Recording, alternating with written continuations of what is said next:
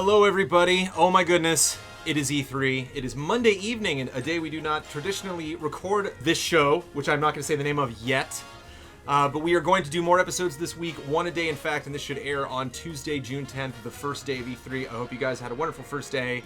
Without further ado, let's all go to the trailers. My name is Brandon Jones. I am joined by Mr. Daniel Bloodworth. Hey. And Mr. Kyle Bosman. Monday evening is kind, by the way, for how late it is right now. Yeah, it's pretty late. We haven't gotten a lot of sleep. I apologize for maybe yawns I will try to cut out and us just making delirious statements. Lots of trailers to talk about this week, so we're going to change things up in the format a little bit. Usually we talk about 3 trailers prominently and then 3 trailers just kind of suggestively. We're just going to cover 3 total. I really wanted to be creative about the first 3, but I ended up just picking maybe not my favorite 3, but definitely what I thought were 3 of not only big announcements, but also technically awesome trailers. So without further ado, let's watch them. I really like this Assassin's trailer. Oh, yeah? It kind of goes against one of my trailer rules, which I have a problem with, which is I'm not a huge fan when they take a popular song and throw it into this, but... well, especially if it's Tears for Fears. It's like a cover, yeah. I made my episode of Tears for Fears with Mad World. Oh, it was right. like, curse you, Gears, for doing it. And then this really, rang true with me for this trailer. I got really excited watching this. Lord's legit. It just really fits, and I think the trailer actually suggests a lot of cool things about the gameplay. I find it interesting that the trailer, and a lot of times what Ubisoft shows at E3 for Assassins, is kind of divided. It's like when they brought 3, it was like, here's the Revolution, but here's also some boat stuff. And this year, Ubisoft was like, Assassin's Creed Unity is co-op. That is the main thing that we are doing in this game. Yes, right. There's the time period, yes, like drink up the style and the Revolution and guillotines and all of that. But the gameplay that they showed, this trailer, everything really pushed that that co-op. And right from the moment when this guy pops out from the top of the rooftop to when they go in and just take out so many people. It's not like the 3 trailer in Revolution where he's just hunting after one guy. Like, they kill like 100 people in this trailer. Just a very exciting trailer, cut really well. It was like the Revolutions trailer, which just hits those beats really, really well with the song. I'll stop talking. What do you think, Kyle? I loved actually this part we just saw, where you see the long line of rioters and then just this empty void where they're clearly starting to die from the rifle fire. It's impactful. I really like that. To me, I think that, the time period is actually huge for what this is. This is cool.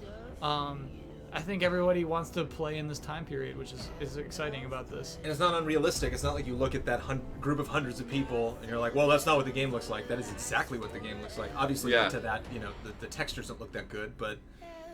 yeah, I mean, I think, this didn't stick in my mind as much as some of the gameplay. But it's crazy how much density they have in the crowds now. And then I think another thing I thought was interesting is they kind of touched on this in 3 and 4, but just how much more interior. Oh, yes. Time just going into buildings. Yeah, like right here. Going into buildings, doing a fight or whatever, and then, hopping out. But there's more space. You can actually move around in the building. It's not just like a shortcut like it was in 3. And this is the first Assassin's trailer that has this classic... Revolution's kind of broke stride a little bit, but has this classic, you start with him in a crowd, and then he gets in a big fight, and then he finds his target at the end, kills him. And this, they don't. They leave him. They leave him for the crowd to take. Oh, yeah. And so I almost feel like they're trying to be like, this is what we were trying to do with 3, to really give you that sense of you're starting a revolution. Like, you are responsible. They will not speak of you, when they write the history books, but you're not doing this to be famous. And they just edited the hell out of this trailer. The cut is really great. Yeah. I know we were listening to it without sound, but just that pop when the first assassin goes, the little speed ramp, he goes flying off of the building. I think it's a great music choice. This is absolutely terrible, though. Yeah. They have a slot machine pre-roll, Kyle. This must be like acid on your eyeballs. It is. Yeah, I mean, they didn't roll that in the press conference, did they? Of course not. Yeah, No. I didn't remember that at all. Yeah, And box art shows 4 dudes. It's a Unity. It's just the name itself is very clearly, hey, this is going to be a multiplayer game. Yeah, which I don't think that they really explained how that works. You saw them doing it, but it's like, okay, do I start co-op missions? Am I in my game and I call for buddies to come in? To me, it felt very organic because he did. It did. In that one gameplay that they showed in the press conference, he does the whole thing by himself and then just brings in the other guys at the end. So I got the sense that like they just logged on. I mean, it was obviously canned and rehearsed or right, predetermined to make a good demo, but I kind of feel like if you were just playing your game and like other guys showed up, like you would start fighting over who gets to do what. You wouldn't be coordinated in any way whatsoever. I mean, that it's like Rainbow Six. That's the challenge. Is like, can you actually do something? All the people that I know plays Assassin's Creed will take this extremely seriously when I play with them. So I'm very, very much looking forward to that. I wasn't, and this is the funny thing, I'm a huge fan of the end of the 18th century. I love this time period. I even like Les Miserables, like the musical and the book. Like, there's so much I love about this style, and yet I wasn't really excited for Unity. The teaser was kind of The real bad teaser. But I like the teaser now. I think it was smart. I'm not saying it was a good teaser, but I like the setup that they did. They were just like, style, guillotine, C-83, and then kapow. Like, we got this amazing trailer. Assassins, when I was heading back on the 10 freeway, coming back to the GameTrailers offices and just kind of rattling around in my head all the stuff I saw at E3, Assassins really bubbled to the surface. Stuck with you, huh? Because it surprised me. Not because I thought it just owned everything else, but because I was not expecting it to be I don't know what's going on with the rooftops shattering, though. That, like, is they getting hit with cannon fire? Yeah, I think there's definite cannon fire hitting this castle wall. Teasing some Yeah, I environmental mean, maybe it's, destruction. again, because we're watching it without sound, because now, like, without sound, it just seems so random. Like, oh, the rooftop just blew up. So yeah, Kyle, I'm terrified what our scores are going to be this week. I'm so loopy. They're gonna be messy. So again, I based everything on the 9.2 I gave Witcher. Sure. 3. What would you, just out of curiosity, what would you give Witcher 3? Blood, because you're a big Witcher fan. Oh, Just the trailer. Just the trailer. The trailer itself, 100-point scale. Yeah, I would have probably given it like a high 8. Wow, that would have been. Okay. I mean, because it's a weird trailer because number one, like, again, we were talking about, like, it felt like it was caught a little bit too quick. Like, you never really got a good meaty glimpse of gameplay anywhere, and then it had those weird dumb words thrown in the middle, and then the best parts about that, the most tantalizing parts about that trailer, they didn't sink in and get to me until somebody confirmed who those characters were. Yeah. And once I knew who they were, and because I've read the first in the like serial part of the books, and I was like, oh wow, okay, yeah, I really want to see where this is going now. So it was less about the trailer itself, and it was more about, you know, like what all of this means. These little hints they threw in here and there once you like stop and look at every shot. I think it's dead even. Maybe I'm just tired, but I would give this a 9.2. The same thing as Witcher. I think Witcher excels because it's gameplay, and that's the clear advantage that this has over it. But this is such a damn exciting piece of media. Mm-hmm. I just love watching it. It really stirred me at the time. Maybe it was just that press conference excitement. Yeah, I put it about the same. No, I don't think it is just that. You know, I think it sets out to say what's new about this game and what's cool about this game. And it shows you a really cool location, and it shows you why it would be cool to play as 4 different assassins. You know, it demonstrates it. Even though it's CG, it's demonstrating its concept, and I think that's a really important reason why it's a good trailer. So I'd probably give it a 9. However, negative 0.45 points for that pre-order bonus. So 8.5 final score. What do you think, Blood? Yeah, I mean, I'm probably more in the 8.5, I guess, as well. I mean, I think it's well made, but I think part of it, we've seen so many Assassin's trailers that, like, even a really well made Assassin's trailer feels like I've been there before. The bar is high. Yeah, so it's tough. And then, yeah, this song, you know, like, I think once I, like, recognized the song, then it took me out. Before I recognized the song, I was fine with it. That's funny. That's really interesting, actually. But I think one of the things that makes the song okay with me is, like, in Gears, the Tears for Fears doesn't belong in that world, you know? Whereas, like, in this game, it's a modern song with a twist on it, but, like, the modern age, present day, is very much a part of the Assassin's Creed world. Like, sure. This could be on the iPod of the guy who's controlling these people, right, who's playing it through the Animus, so... And thematically, good choice. Yeah, it just has a somber, really, you know, you kind of just get that downtrodden feel. And again, they did the demo later, and I'll be damned if it didn't look exactly like this, you know? It was a really good-looking game, so... Alright, moving on. This trailer's a little lengthy. This is for The Division. We've seen a lot of The Division. Again, like Assassins, I like this trailer clarifying some stuff for me. Because when we first saw The Division, granted I didn't really read up on it a lot, but they were like, you know, apocalypse, New York, yada yada. And I'm like, well, no, what happened? Like, how... and they said, yeah, we kind of based it on, what is it, the White Winter or Dark Winter? or something. This this thing that was built by the government or built by the CIA that determines like what would happen in the event of an apocalypse or the event of a complete financial collapse. And it is cool to think of a apocalypse that's not like, well, aliens or, you know, Locust or, you know, the asteroid hit or Transformers, but just money. You know, just the society collapsed. You know, people ran out of food, ran out of money, and started going to war against each other. And this terrible thing happened. And they outright explain the whole invisible thing at the end. They actually say, like, why we don't actually see these people. Yeah, that was really strange, the whole residual technological ghosting or whatever from cameras and cell phones and stuff. Yeah, like how it actually has a specific moment in time from all of that. You can't just slap this together. All these elements, all these little bits, you know, going frame by frame, there's a and lot actually of, realizing like what know. happens, you know, like especially with blood on the window at the end. It's like, oh god, you know, to be gory without specifically seeing something. All the pills and the alcohol, broken glass. It's just great. You can go back and watch. This might be my favorite from the show. There's just so much going on, and it does kind of have the whiff of that like Dead Island trickery, where it's like, oh, you're just doing a slow-mo thing to get me emotionally involved in this, or you're just doing some weird trick. But like, what a great trick! What a cool effect to be moving slowly in a gorgeous shot, and yet have this really disquieting, steady, you know, shaking of like this environment into different states of time with no people in it, you know. Yeah.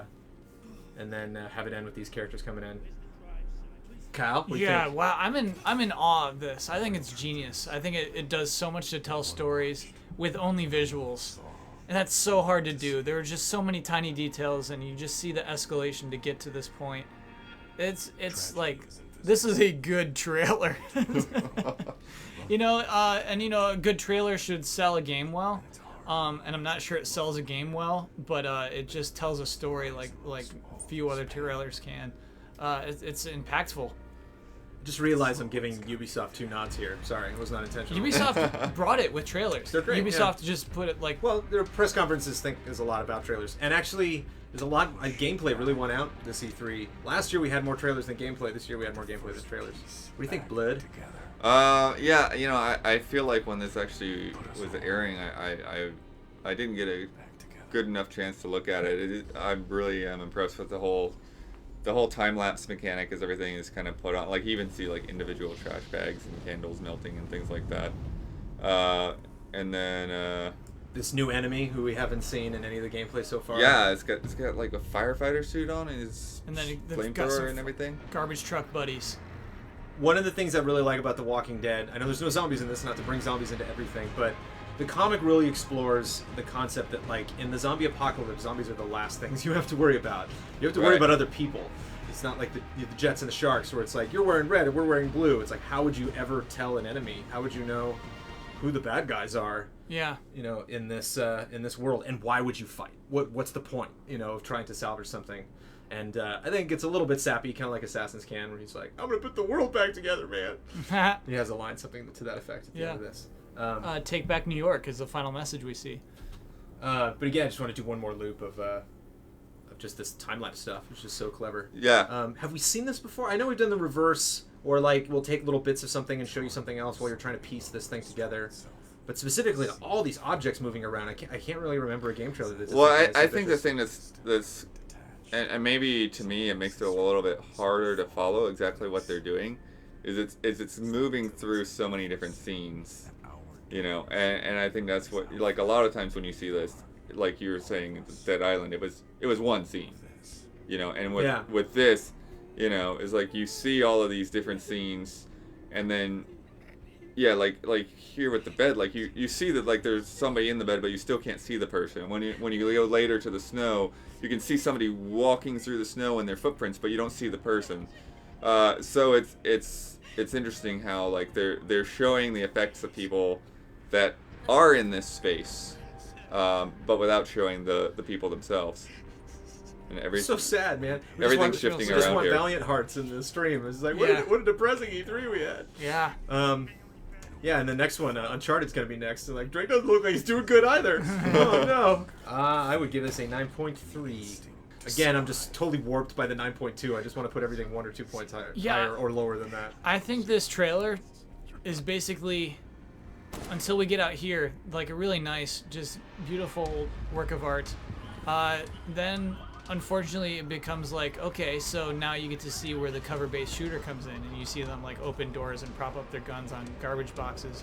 And so yeah, then it becomes like the like a justification of like, okay, now this is where our game comes in. Now this is where you start shooting guns. And that makes it a little less interesting to me, actually. Which is wrong, I realize. 8.3. I'm kind of in the middle of those. So I guess I'll go with a flat 9, I suppose. Because yeah, I do get less interested. Like, I don't feel a whole lot to be interested in these characters, especially, you know, this guy that's supposedly the protagonist. I don't know, you know, it's like, am I supposed to relate to this guy or what's up with him? You know, I'm more interested with these, you know, crazy guys with the gas mask, but at the same time, they're sort of stereotypical enemies in a way too. You know, it's like, you know, that you can see where they've adapted from their environment, but you know, like whenever you kind of take the face off an enemy, then it kind of, you know, you kind of lose that identity a little bit. Yeah, I never thought of him as like the quote-unquote protagonist. I thought he was just like a guy, you know, when he kind of looks up. And then it wasn't, so, you know, that like I'm super important. It's just that like I'm the person with the will, the power, the gun power, you know, to actually do something about this, to help you and to stop these people. Because I can. And you'd think it's like, screw this, we'll all kill ourselves because why live? But it's like, no, I'm going to live to stop this guy. Yeah. Again, I'm so tired, so I could wake up tomorrow and be like, these are all cheesy bullshit. What am I talking about? Right. But like, you know, even the guy that's kind of on the ground, like to me, he seems like a more interesting, more defined character. I don't know. I guess, you know, this lead dude, he looks sort of more, you know, more plain to me. I think his is the house where we watched all that whole time. No one lives in that house. Guy killed himself. That's what I thought. Oh. That last blood was at like, so they had a child. She contracted the disease that killed all these people. Yeah. And she died, and he couldn't take it anymore. The wife left, and he just barricaded himself in the house and shot himself. Dang, but dude. Again, you got to piece that together from from that story. So we all got our scores. Let's move on. Thankfully, I will pick a short trailer to wrap up the show. A very short trailer. Uncharted, the very last thing we saw from all the press conferences. Oh my goodness. Yeah. Oh my goodness is right. The trailer that lost my bet. What bet did you lose? I bet that Uncharted was going to be out in early October. Oh. lots of games coming out in October, actually. That was like the popular release date month. So smart to start right on his face. You get the sand, the wound, the bug, his hair, the water. Really, really close on that water, you know, and like all the little grains of sand and the weapon, and you know, I played Uncharted 1, I did play 2 and 3, so I don't know where 3 left off. So I don't know the impact that this has. The way the Uncharted games are, I don't know that it even matters. Well, yeah, to me, every Uncharted trailer is... They have these big gaps of time. I got this idea, and Sully's like, okay, let's go. But the reason why I really like this is I think this kind of... There's a twist on that. You can really sense the trepidation in Sully's voice, you know, and it's interesting to match the anticipation of a game announcement like this with the, you know, him just being beat, you know, and the whole idea of the, you know, it's Uncharted 4, but I guess it's I guess they're stopping Uncharted after this. It's called The Thief's End. Sure. You know, and okay, one last time, you know, they really try to push that. You know, we'll see where Naughty Dog goes, but I think there's a sense that they're, you know, they've got enough cred under their belt, or enough distinctions that is like, you know what, we made Uncharted, we made Last of Us, we can make something else. You know, we don't have to hang on so tightly to a cash cow that, you know, we can end something. Like we'll cap off the story and move on. To draw a comparison, Kyle, it's interesting to compare this and the trailer for The Hunt, which also had a similar look at this environment. Okay, you got your weapon, now go. You know, and you made a comment when we were watching Hunt that was like, you're supposed to want to just, you know, jump in there and you know, get going. Yeah. And just I do get that from this. I'm ready to grab a controller. Let's do it. All I got is one pistol and one bullet. Let's do it. You don't know how bad I wanted the gameplay to start. Yeah. Yeah, for sure. Exactly. That is it. It gets you amped. Yo, so you got a wedding band right now? Yeah. Drake got married? I saw a tweet that someone said he is quote unquote still married. So I guess he got married in 3, or... And that's like part of his weird history. Oh, or something. Again, I didn't play 3, so I don't know how it wrapped up.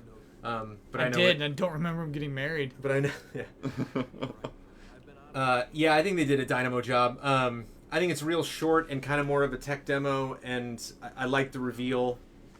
God, everything is so similar. I'm sorry, everyone. I mean, the scores don't really matter on the show anyway. This is all entertainment. I give this a 9.1. Nice. You know what was really interesting, Brandon, was when you said it's really smart to start on its face. I don't think there are a ton of video game characters that are humans where you could just start on their face and know who that is that zoomed in. Well, we knew we saw Naughty Dog in the conference, so You're right. We had that set up. But that's weird. It's weird that Nathan Drake has a face. I mean, I guess all video game characters will as we go forward. They need that distinct face. Guy from Division, not a distinct face. No, yeah. You know what? It's like patient. It's like it knows what rides on every little second of it, and it's paced as such. 9.3. I mean, I definitely would have liked some more of it. But yeah, it's for a tease. I think it's pretty good, especially for being something that's in engine. It's like if they manage to pull this off, just sheesh, man. Yeah. Then sure, just show us this tease of what we're gonna be looking at. 9.2, I guess. And again, what we were talking about with Hunt, where you start on the crypt and move out, you start really close in his face and then keep going out and out and out and out. Yeah. To get that scale. It's just the only bummer is you just want it to keep going. Yeah, it sucks. Trailers at some point always have to end. No, I mean that's a good thing for a trailer, for that you want to keep going. Speaking of ending, we're going to wrap it up. I'm not going to do a cutesy little montage. I'm just going to end this damn show. Nice. We are going to have tons more episodes. If you guys want more Let's All Go to the Trailers, we will be back tomorrow, which will be Wednesday to you, with 3 other completely random trailers. Maybe they were from press conferences. Maybe they just popped up on the show floor. Maybe they came from some other crazy place. But we're going to talk about more stuff. Thank you, Blood. I think Mr. Stevens is going to be rejoining us again for the next episode, but thank you for filling in. Yeah, man. Thank you guys for watching us. I hope you have a marvelous E3, and we'll see you soon.